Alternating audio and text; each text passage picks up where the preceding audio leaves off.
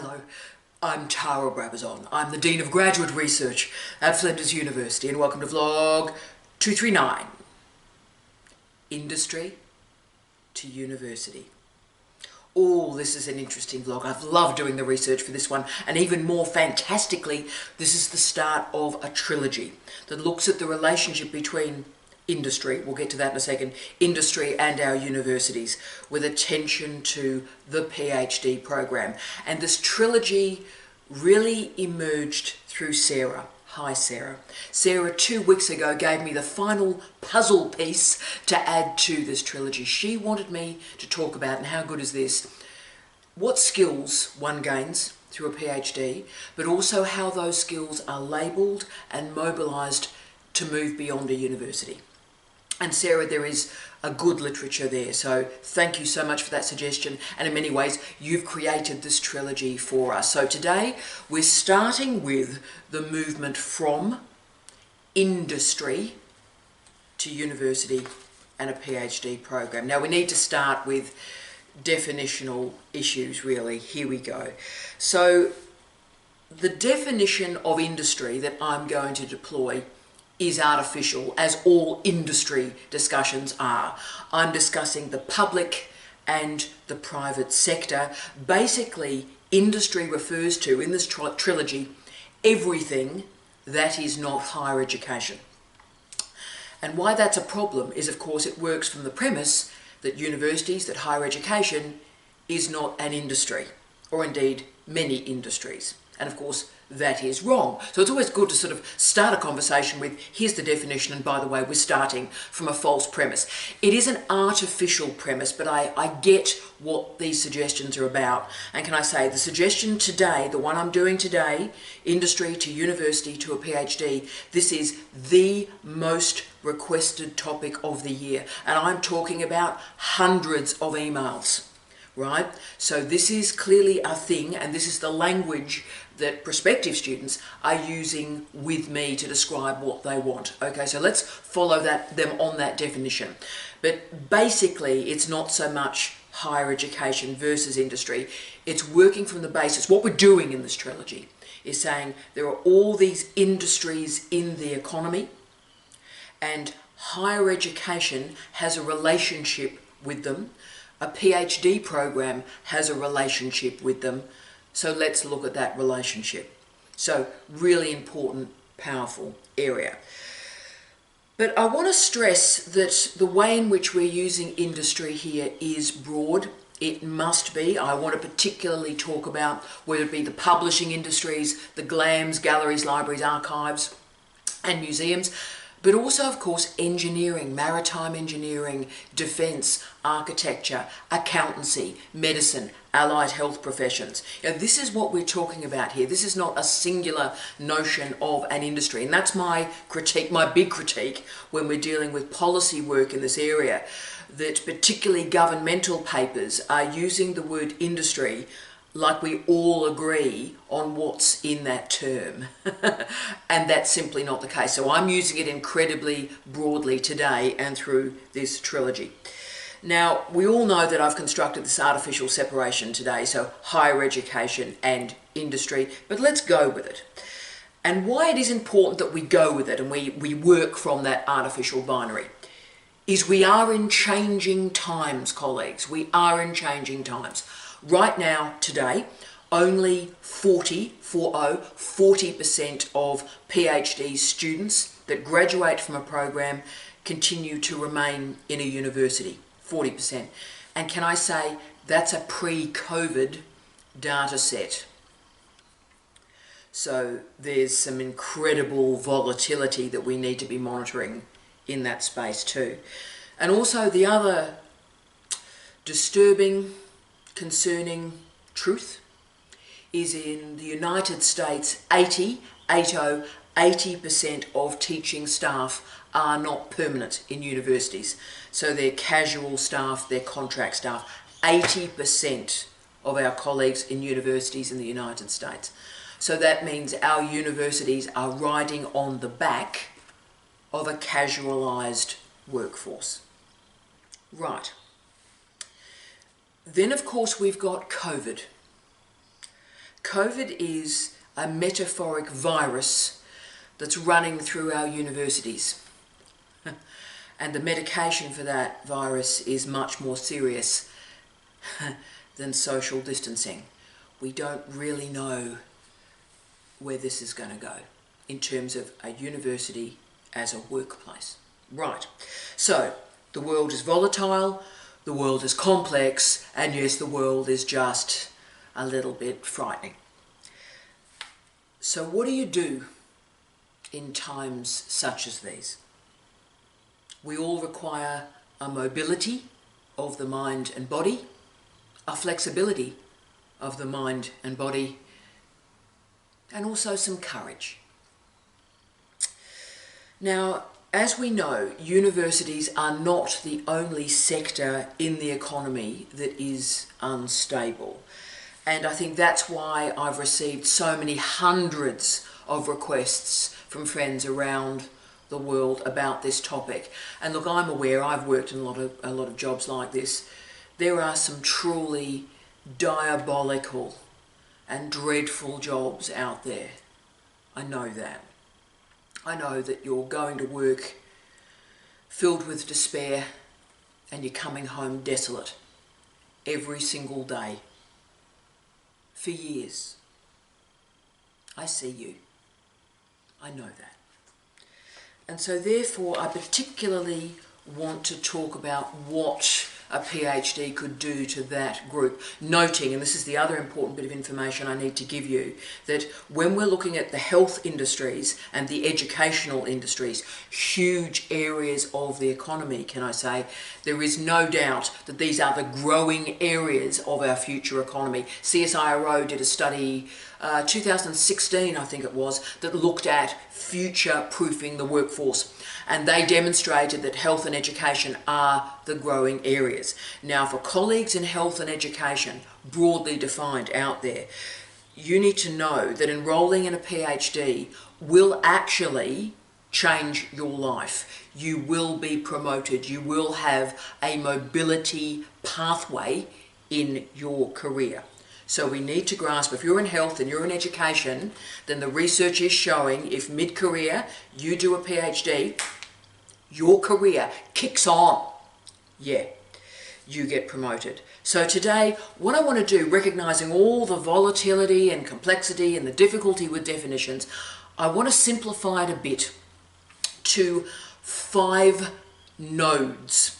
And indeed, I've called them in this vlog 5 pivots. So if you are considering moving from industry into universities, then to a PhD program, I want to present to you 5 pivots for your consideration, because this is a life change.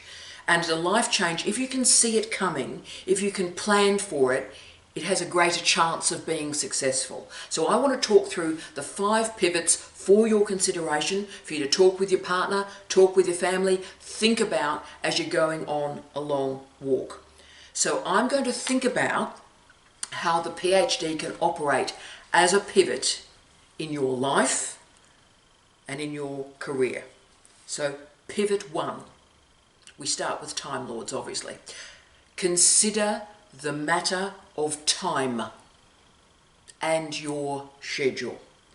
So a movement from industry to university means that your schedule will transform.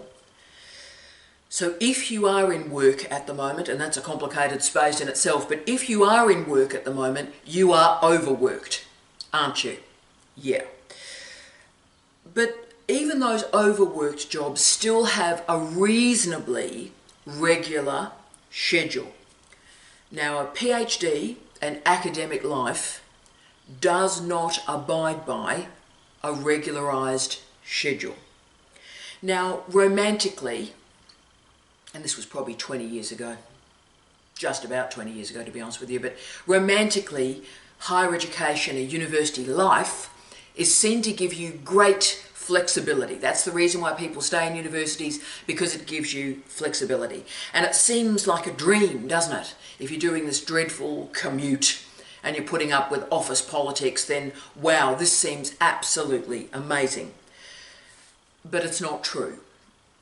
The average academic, as surveyed by the Times Higher Education, is working on an average of 60 hours a week.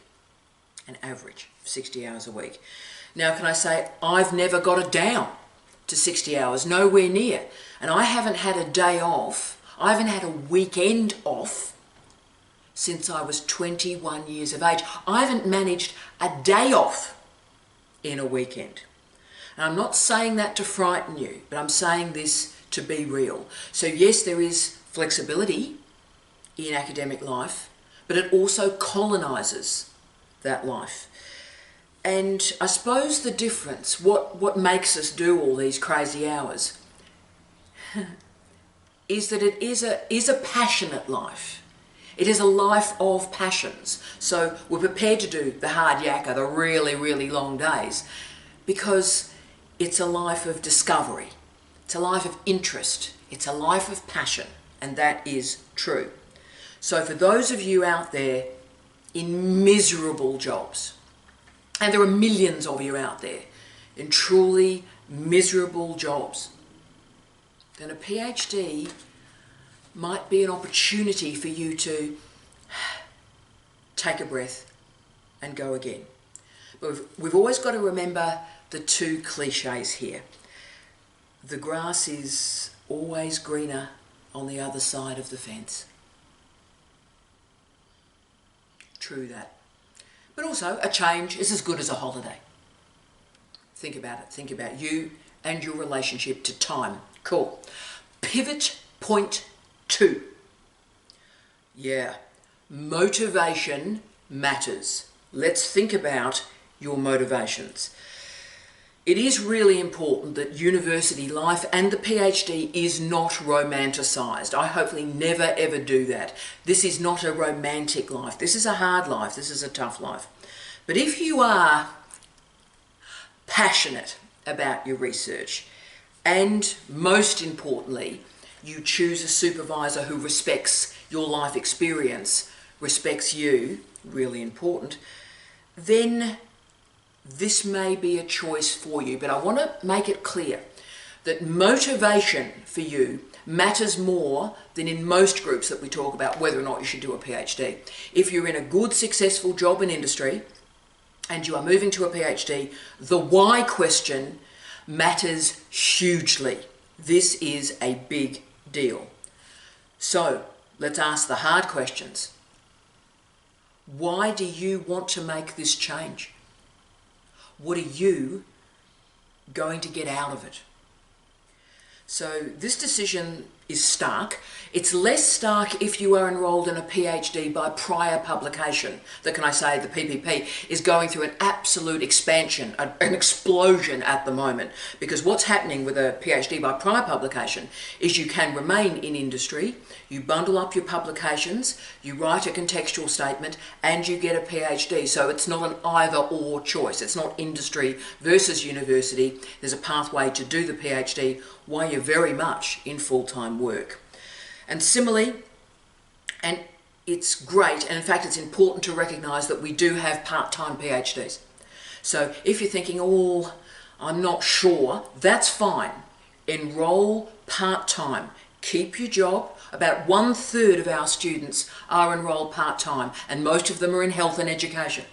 Okay, so you're in full-time work, you do a part-time PhD, see if you like it, and we have a lot of students that in the final year go full-time. Okay, so all those options are available, so it's not as stark as it may appear. So don't think actually industry versus university, PhD versus work. It's not like that. But whatever your decision may be, you need to start with your motivations. And they can be positive, they can also be negative. The push-pull factors, balancing both, that's really important. The harder question is, what will the PhD do for you? How will the PhD function in your life? And the function, I chose that word intentionally because the functionality of the PhD will help you work out the role of the PhD for yourself, in your career, but also in your relationship and in your family. So when you're explaining to a partner or to your family why you are doing this, that's actually a great exercise, because what is the function of it for you, your family, and your future? Okay. But there is no doubt that there are incredible gifts if one moves between industry and university settings. And the gifts are you can focus. You can focus. You can do an in-depth research project, which is a gift. Which is a gift. And the other great thing, which I love about academic life, is that a failed project is not the end. It's a really exciting beginning. So in industry, if things sort of go wrong, that's a real problem. Whereas in universities, when we're doing research, if something goes wrong, that's really interesting. Oh, that was a complete train wreck. Wow. Why was it a train wreck? And then the research kicks on from there. So failures are not failures. Failures are the next step to success. And the other great thing about research life is that you can ask the hard questions and take the time to create a proper answer. And wow, that's a gift. Also, and this is another point too, a lot of you out there are great team players, right? And in an industry, being a team player is everything. Collaboration, networking, everything, right? And in a university, being a team player is terrific. Trust me, we love those people. But a PhD is your moment, where it is about you. You, your ability, your achievement. So it is your time as an individual to shine. And so this may be your moment. Pivot 3. And this for me is really where I started these vlogs. I've been writing this particular vlog actually for about 6 months as the request came in. But really the most important reality that the research is now showing is that the PhD will make you more marketable. So this is the pivot. What we are seeing, and we've seen this in the last 10 years, is that this transition from industry to PhD and back to industry is increasingly common. The problem is it's pretty well invisible in the literature, but we're seeing it in the longitudinal studies. And again, health and education led the way here. And there are many reasons why in the last 10 years people are returning with a successful career to a university. And one of the reasons is what's often called degree inflation. What's happened with the widening participation agenda in the last 25 years is that more people have gone to university, and that's a great thing. But it also means more people have an undergraduate degree. And that's great because the undergraduate degree allows you to get onto the job ladder, allows you to get a job, put you in the top half of the population and get work. That's tremendous. But of course, as more and more and more people have an undergraduate degree, making your career kick on requires something else. And that's why we're seeing an explosion in MOOCs, in diplomas, in certificates, and I believe in all of that. All of that is great because people are getting new skills and going again, using that to uplift in their career. That's tremendous. And further education is booming, particularly digitally, for this reason. But the PhD, in terms of professional development, is, if I can use a cliche from law, the closing argument. In a CV, if you've got a PhD, that shows you are a self-starter, you are motivated, you believe in achievement, you can fulfill a very complicated task. You can start and you can end it. You can manage all sorts of complexity and deliver a result. So if you want uplift in your career, a PhD is the word. And what I'm going to do in the final vlog of this series for Sarah is I'm really going to nail that point home. So I really want to talk about how we frame and configure all the different modalities, all the different types of skills that I'm using the word skill actually intentionally there.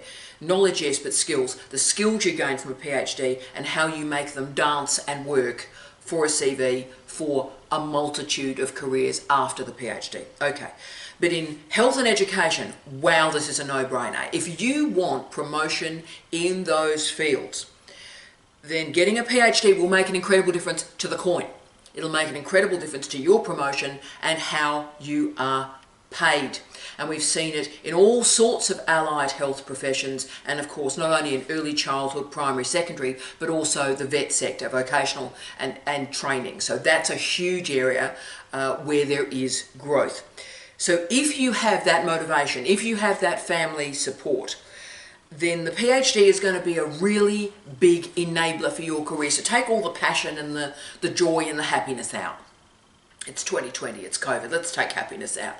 And just deal with ruthless ensuring your career is going well and you continue to be promoted. Then the PhD is the great way to do it. It is the pivot. Now, different disciplines and different occupations have different needs. So, for example, we see recently an incredible array of medical doctors returning to do a PhD. And it's a different sort of PhD. So the doctors are returning to enrol in a PhD by prior publication, often in the later stages of this moment of their career as a capstone degree. So for doctors, that's what we're seeing. Similarly with lawyers, we're also seeing a similar progression whereby the lawyers have done incredibly well. They're returning to do a PhD by prior publication and kicking on with their career. There is a reason, therefore, why more people are doing a PhD, why enrolment is increasing, and the diversity of people doing a PhD is increasing. And that's because it works. That's because it does enable a career and career development. Great stuff. So basically, in a time where professional development matters a lot, a PhD is professional development on steroids. Pivot point 4. Yeah, biggie. Monitor your nostalgia. Don't subscribe to the naive binary oppositions of real life and the ivory tower. And that binary can particularly emerge, the cliche of the ivory tower can particularly emerge if it's been some years, maybe some decades, since you were last at a university. Universities are not C.S. Lewis's The Shadowlands. We're not goodwill hunting. We're not sort of the absent-minded professor. University academics now have so many key performance indicators, it will make your eyes water.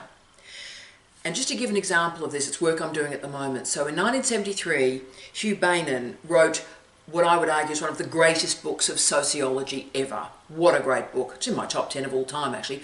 Working for Ford. Those of you that would like to read it, wow, it's a great book. Working for Ford. 1973. And in Working for Ford, it really did present, as the title suggests, a particular way of working in industry. And at that time, when that book appeared, it was a long way away from what was happening in our universities. The working patterns were very different. Now, recently I reread Working for Ford for work I'm doing on the workplace in our universities with COVID. And it is our workforce. So if you read Working for Ford, it's like we're talking about a university. So the binary of this is how work happens in industry and this is how work happens in universities, that's over, and it's been over a long time. So whenever you're reading the guides, and I read a lot of them in preparation for this vlog this week, about how to make this transition from industry to academia, the problem is the nostalgia. The problem is, in almost every case, the version of a university that's been constructed is this rose-coloured glasses nostalgia fest, right? And it's just not on, really. And it's not only just a little bit nostalgic, it's about 50 years out of date. Okay, so be aware when you're getting advice, do talk to people that live and work in a university now. Don't allow nostalgia to wipe away your critical facilities on this. So be careful that you're not perpetuating the binary of university versus industry. That's why we spent a lot of time setting up this vlog. And to give you a further example, there's all these other dreadful binary oppositions that follow the industry versus university, like practical versus abstract or practical versus theoretical, right? And again, this stuff is absolutely crazy. If you're working in banking, I certainly hope you've got a theory of finance. If you're an engineer, a civil engineer, I really hope you've got a theory of gravity when you're building that bridge. Hashtag just saying. Similarly, there is this nonsense that theory has no actual impact in the world. Firstly, when you're using that sort of mantra, you're ignoring the experimental sciences and the applied social sciences that exist in universities, which, can I say, is a large chunk of our universities. So that binary ignores, wow, a fair whack of our universities. But also it's ignoring the tens of thousands of academics that are doing really complicated, intricate work, and then taking the next stage and disseminating that work in a way that connects with a great diversity of industries. So the notion of the ivory tower is nonsense. There are thousands, tens of thousands of academics that take as their passion, take as their job, the capacity to move difficult ideas into a diversity of industries, right? So Bandow et al. Helped me in this study, and he expressed, I think, the best understanding of this transition.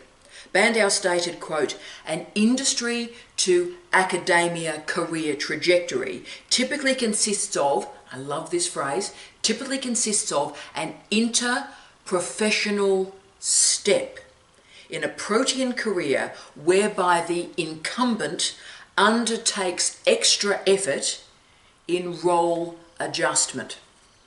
End of quote. Truly great sentence.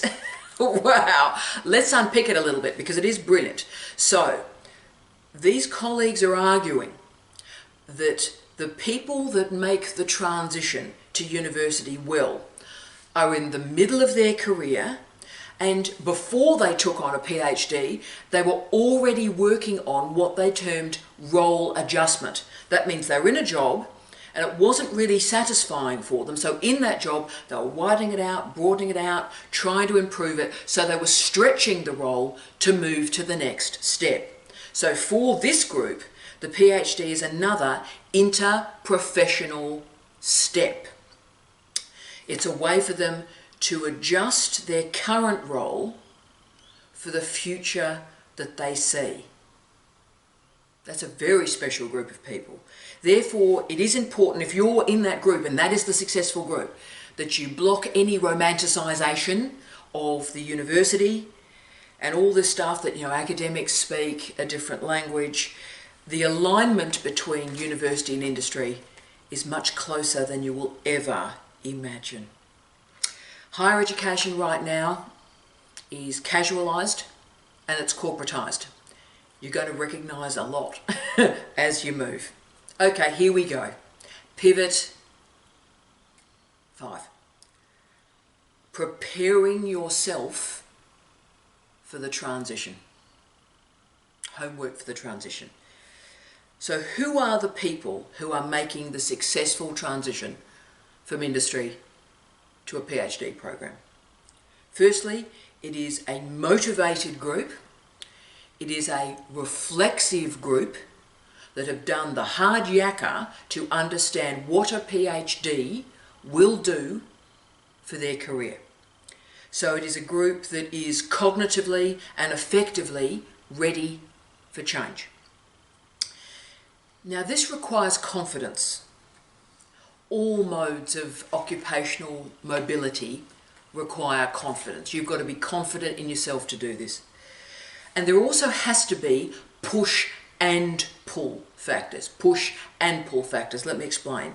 There's got to be a push away from your current reality and your current life. You're not going to do this and go through a PhD if there isn't something that's going, look, this is not right. I'm not enjoying this. I'm unhappy. So that's the push factor. But also the pull to the PhD with the motivational elements that we talked about earlier in the vlog. So this is also a group, and it's only happened as I've got older, to be honest with you. We'll talk about this, but it's a group that are comfortable with ambiguity, comfortable with liminality, And there is an unfortunate phrase, for which I apologise, that describes this group from Posner in 2009, pracademics. That hurts me. But anyway, pracademics. Makes my eyes water. You can see what's going on there. So while the term itself is a bit challenging, it confirms the ability of the scholars who embrace that instability. Finally, and this is really important, who knew I'd be quoting Anthony Giddens, but there you go. Part of this group also is able to take on what Giddens described as, quote, the reflexive project of the self, end of quote. So these are the scholars that are actively prepared to intervene and renegotiate their self. Yeah. Now, this will change universities with this incredible group of people giving away so much to be a part of universities. Our socialisation at universities have to change. We have to improve as supervisors. We have to recognise the gift that these students bring to our universities, understand the risks they are taking, the stresses that happen when we move through moments of change in our lives. We as supervisors have to acknowledge that. There's different types of supervision here. And the problem is, as we know, our systems and our structures are geared for homology, and that's a disaster. Our universities are still geared to bring in young men, young women in the hard sciences on scholarship. That's what all the systems and structures are geared to do. And of course, that's a tiny minority of our students now. So all our systems and structures really have to change for this new reality. And a fine project by Michael John Wilson et al. Confirmed that the priority for supervisors actually is that we change our supervision. The time is now. The single most successful strategy to move a successful industry professional into a successful PhD program is the calibre of the supervision. The supervisors recognising the social, political and intellectual changes and showing decency and subtlety in interpersonal interactions. Okay, so this is a big moment for us. This movement from a lot of students into our universities from a successful career will change our universities. And you will continue to keep us honest. You will continue to improve what we do. Alexis Marmot, who moved from a very successful small business career and into a university through a PhD program, stated, quote, "It's important to go in with your eyes open," end of quote. That's incredibly important. But also I think it was Pedro Resende who argued that we have to acknowledge this as a key pivot in our lives. And his research has really demonstrated for me, and why we in fact did the blog in this way, that you're going to require a series of pivots, moments where you have to have a think, have a breath, and make a decision.